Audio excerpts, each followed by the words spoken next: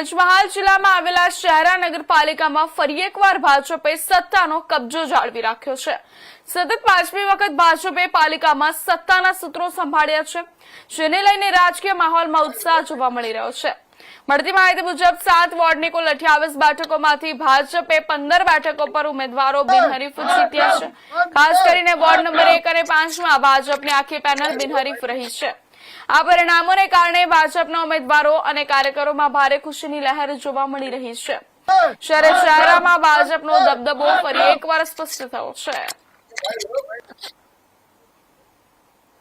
આજરોજ શહેરા નગરપાલિકામાં 7 વોર્ડ અને 28 ઉમેદવારોને ફોર્મ ચકાસણી હતી।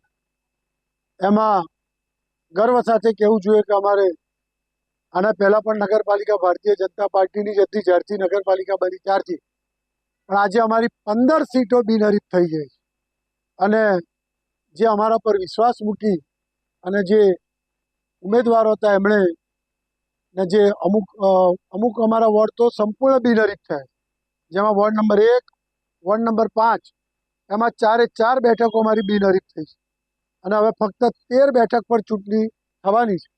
આ તો હજુ ટ્રેલર છે, પિક્ચર બાકી છે, હજુ પરમદાડા સુધી જોવો રહા, પણ સાથી ઠોકીને અમે કહીએ છીએ કે અમે જે શહેરાનો વિકાસ અમારા આદરણીય ગુજરાતના મુખ્યમંત્રી ભૂપેન્દ્રભાઈ પટેલ સાહેબ અને અમારા માન્ય વડાપ્રધાન ધારાસભ્ય શ્રી જેઠાભાઈ ભરવાડ સાહેબની આગેવાની હેઠળ જે શહેરા નગરપાલિકાનો જે વિકાસ થયો હતો ને એના લીધે જ આજે આ 15 બેઠક અમે બિનહરીફ મેળવી છે અને ભારતીય જનતા પાર્ટીનો ભગવો નગરપાલિકા પર લહેરાઈ ગયો છે।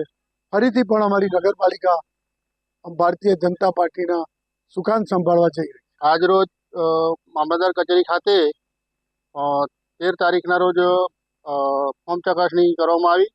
એની અંદર અમારા 1 નંબર વોર્ડની અંદરથી હું હિંમતસિંહ જયસિંહભાઈ પગી અને અમારી પૂરી 4 ટીમ બિનહરીફ થઈ છે અને અમને જે ભારતીય જનતા પાર્ટી મહુડી મંડળ વડાપ્રધાન શ્રી, મુખ્યમંત્રી શ્રી અને અમારા લોકલાડીલા ધારાસભ્ય શ્રી એ અમારી પર વિશ્વાસ મૂક્યો છે, તે બદલ હું ભારતીય જનતા પાર્ટીનો અને મારા વોર્ડ નંબર 1ના તમામ મતદારોનો ખૂબ ખૂબ આભાર માનું છું અને હું આગળ પણ પસંદ કરી અને સૌનું કામ કરીશું।